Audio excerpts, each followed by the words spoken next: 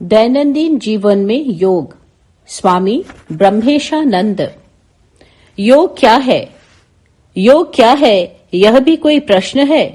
आज ऐसा कौन है जो योग के बारे में नहीं जानता?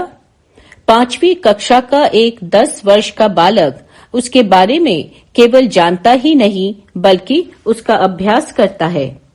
योग की कक्षाएं होती हैं, योग के शिविर लगाए जाते हैं तथा उस पर गोष्ठियां और सम्मेलन होते हैं।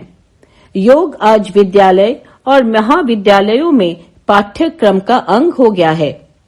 अमेरिका में हजारों लोग योग अभ्यास करते हैं, भले ही उन्हें यह न मालूम हो कि वह भारतीय मूल का है।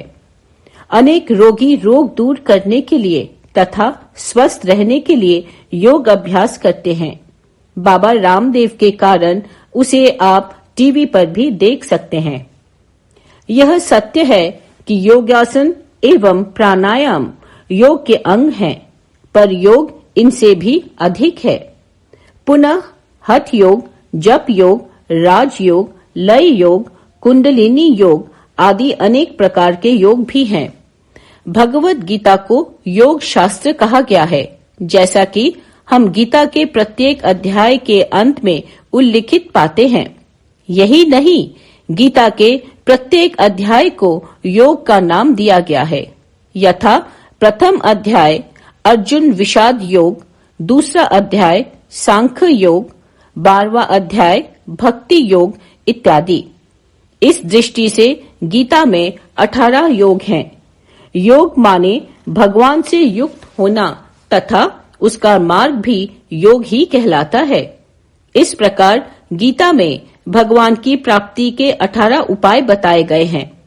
ध्यान देने की बात यह है कि पहला अध्याय अर्जुन विषाद योग कहा गया है, क्योंकि यदि कोई व्यक्ति अर्जुन की तरह अपने विषाद, हताशा, निराशा और दुख के अवसरों पर भगवान की शरण में चला जाए तो उसका यह कार्य योग बन जाएगा। तात्पर्य यह है कि हम जीवन के प्रत्येक क्रिया, प्रिय अप्रिय अनुभव आदि को भगवत प्राप्ति का उपाय या योग बना सकते हैं।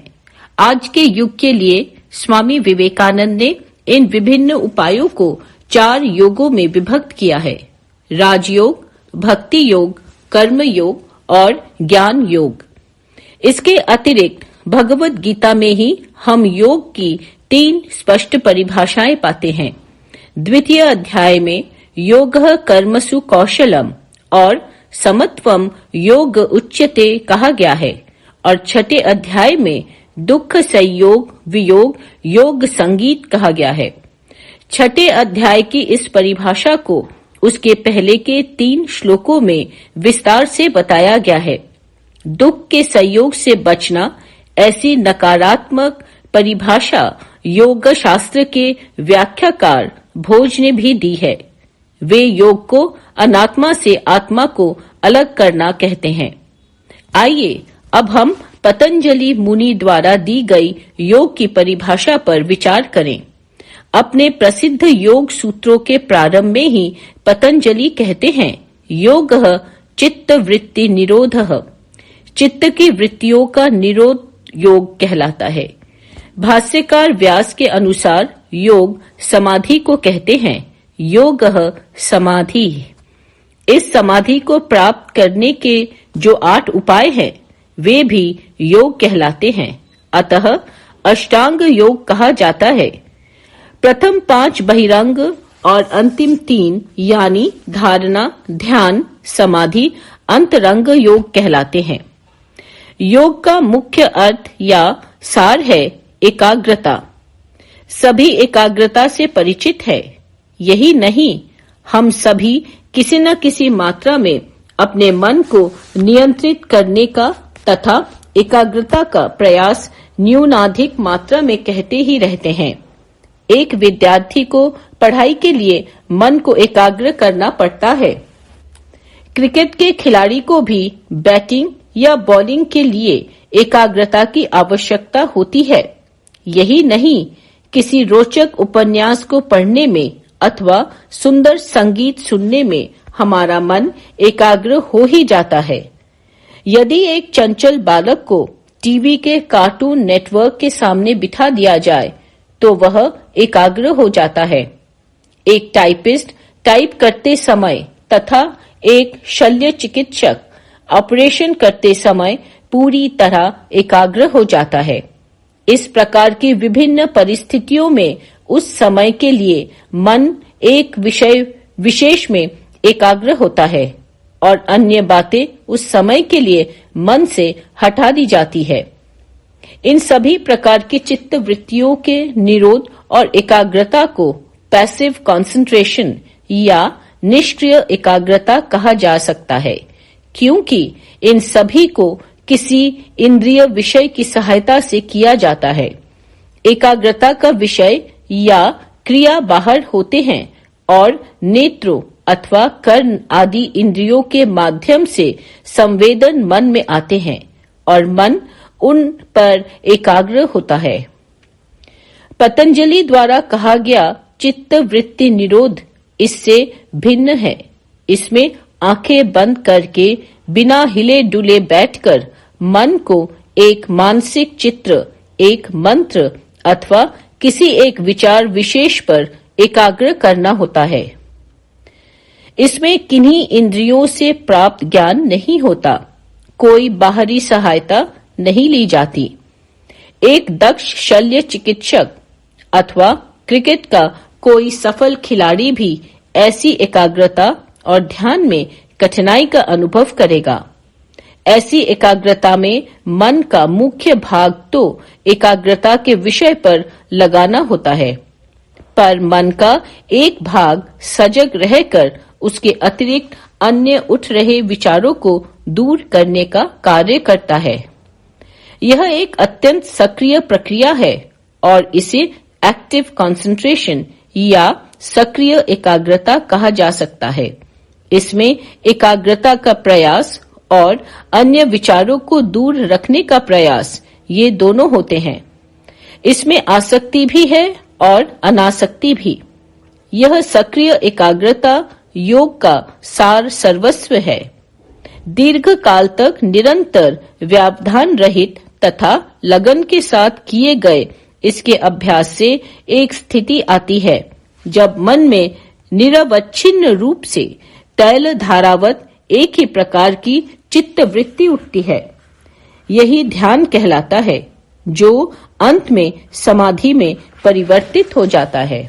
योगी के मन में दो विशेषताएं होती हैं। पहली, वह किसी भी विषय पर एकाग्र हो सकता है, चाहे वह अणु के समान छोटा हो या सृष्टि के समान बड़ा। जैसा कि योग सूत्र में कहा गया है, परमाणु परम महत्वान्तोस्य वशीकारः। निष्क्रिय एकाग्रता वालों के मन से यह पूर्ण रूप से भिन्न है, जो केवल अपनी रुचि के विषय में ही एकाग्र हो पाता है।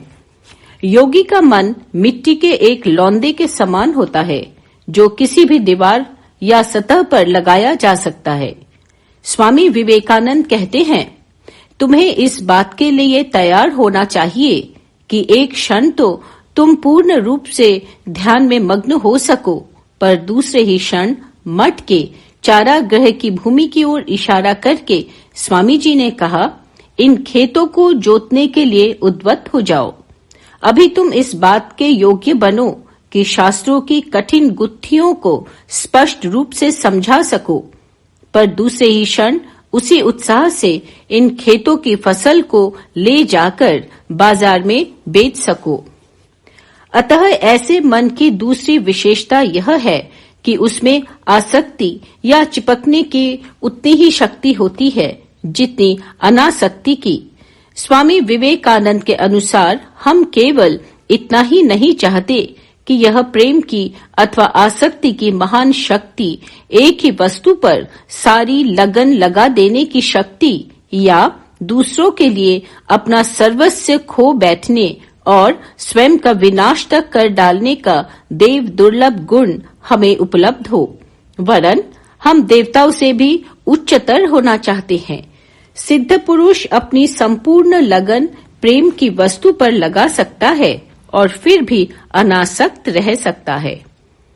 ऐसी सक्रिय एकाग्रता के सबसे महान उपदेशक स्वामी विवेकानंद में स्वयं में किसी भी विषय या वस्तु पर मन को एकाग्र करने की अद्भुत क्षमता थी। वे पुस्तक पढ़ते समय इतने एकाग्र हो जाते थे कि उस समय बार बार पुकारे जाने पर भी सुन नहीं पाते थे। इस एकाग्रता के कारण वे जो पढ़ते थे वह उन्हें कंठस्थ हो जाता था। एक बार उन्हें छर्रे की एक बंदूक चलाने का अवसर मिला। उसमें वे हिलते डुलते लक्ष्य पर एक साथ 12 निशाने ठीक लगा सके थे। फिर ध्यान में वे इतने एकाग्र हो जाते थे कि सारा शरीर मच्छरों से छा जाए तो भी उन्हें पता नहीं चलता था। स्वयं योग सूत्र के रचयिता पतंजलि भी एक ही साथ एक योगी, वैद्यराज और संस्कृत व्याकरण वेत्ता थे। जैसा कि उनके प्रमाण पत्र में कहा गया है, योगेन चित्तस्य पदेन वाचाम मलम शरीरस्य च वैद्यकेन योपाकरोत्तम प्रवरम मुनीनाम पतंजलि प्रांजलिरानतोस्मि। अर्थात मैं उन मुनि प्रवर पतंजलि को प्रणाम करता हूँ जिन्होंने मन के मल या दोषों को योग के द्वारा, वाणी के दोषों को पाणिनि व्याकरण पर अपने भाष्य द्वारा और शरीर के दोषों को आयुर्वेद के एक ग्रंथ द्वारा दूर किया है। माँ शारदा के जीवन में भी हम आसक्ति और अनासक्ति का सर्वश्रेष्ठ दिग्दर्शन पाते हैं, जिसे देखकर रामकृष्ण मिशन के महासचिव स्वामी शारदानंद जी ने कहा था, मैंने ऐसी आसक्ति जैसी माँ शारदा में राधु के प्रति थी नहीं देखी, ऐसी अनासक्ति भी नहीं देखी। माँ शारदा सारा जीवन राधु के प्रति अत्यधिक आसक्त होने के कारण एक दिन भी उसके बिना नहीं रह सकती थी, न ही उससे अलग अन्य बिस्तर पर सो सकती थी। फिर भी अंतिम दिनों में उन्होंने इस आसक्ति को पूरी तरह काट दिया था और राधु को देखना तक नहीं चाहती थी। तात्पर्य यह कि मन पर पूर्ण प्रभुत्व हुई योग का वास्तविक अर्थ है। योग एक जीवन पद्धति भी है। योग सूत्र में पतंजलि ने 5 नियम और 5 यम का भी उल्लेख किया है। दुर्भाग्य है कि लोग योग अभ्यास अर्थात आसन और प्राणायाम का तो अभ्यास करते हैं, पर उसके पहले के इस सद्गुणों को अनदेखा कर देते हैं। सामान्यतः उनकी चर्चा ही नहीं होती। अगर कोई यम नियमों का अभ्यास किए बिना ध्यान करने का प्रयत्न करे तो वह सफल नहीं हो सकता। यही नहीं, अपवित्र मन को जबरदस्ती एकाग्र करने का यदि प्रयत्न किया जाए तो मन बिगड़ भी सकता है। यदि कोई सफल हो जाए तो उसकी बुराइयों, काम, क्रोध, लोभादि को ही अधिक बल मिलेगा।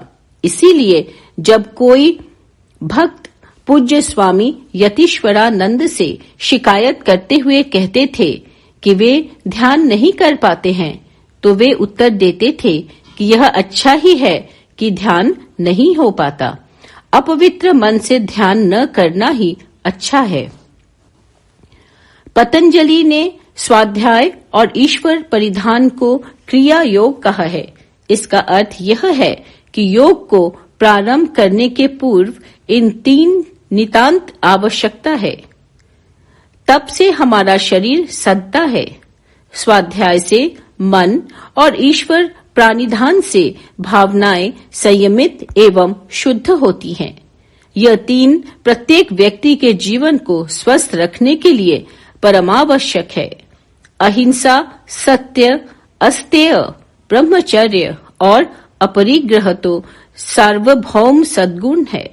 आज के युग के लिए इनकी आवश्यकता अत्यधिक है। इनके न्यूनाधिक मात्रा में अभ्यास के बिना कोई भी व्यक्ति या समाज स्वस्थ नहीं माना जा सकता।